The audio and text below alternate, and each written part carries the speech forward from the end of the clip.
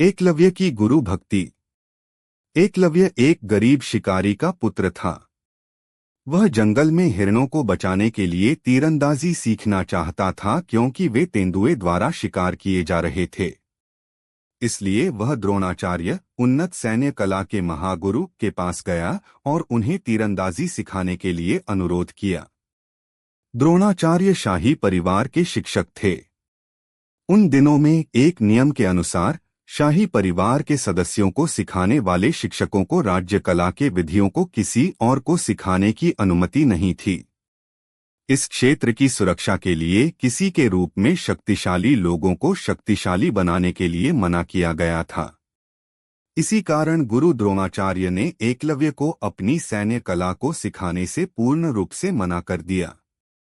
एकलव्य इस बात से थोड़ा दुखी हुआ, परंतु अपने दिल में एकलव्य ने पहले ही द्रोणाचार्य को अपने गुरु के रूप में स्वीकार कर लिया था। वह घर चला गया और वहां उसने अपने गुरु द्रोणाचार्य की एक मिट्टी की प्रतिमा बनाई और जंगल के बीचों बीच उस प्रतिमा को स्थापित करके वह छुप छुप कर गुरु द्रोणाचार्य की सैन्य कलाओं को सीखने लगा।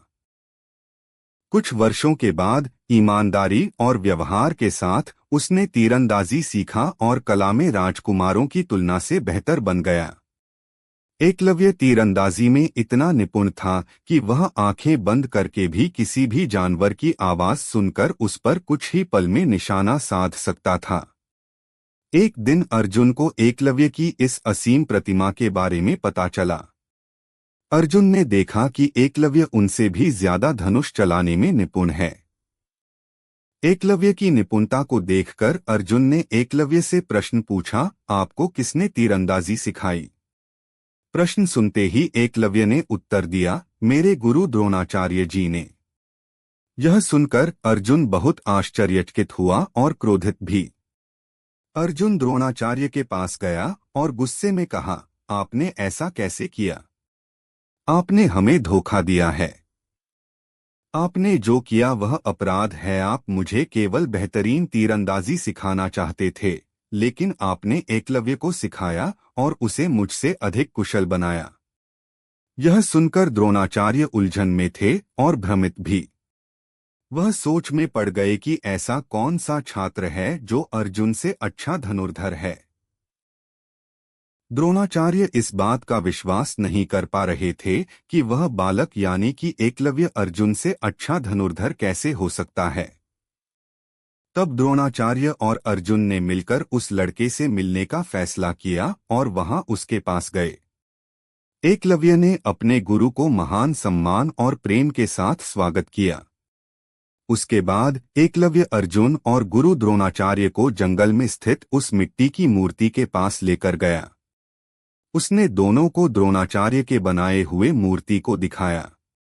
एकलव्य ने उनको सब बताया कैसे उसने द्रोणाचार्य से सभी विद्या सीखा। द्रोणाचार्य इस बात का हल निकाल नहीं पा रहे थे कि अब वह क्या करें।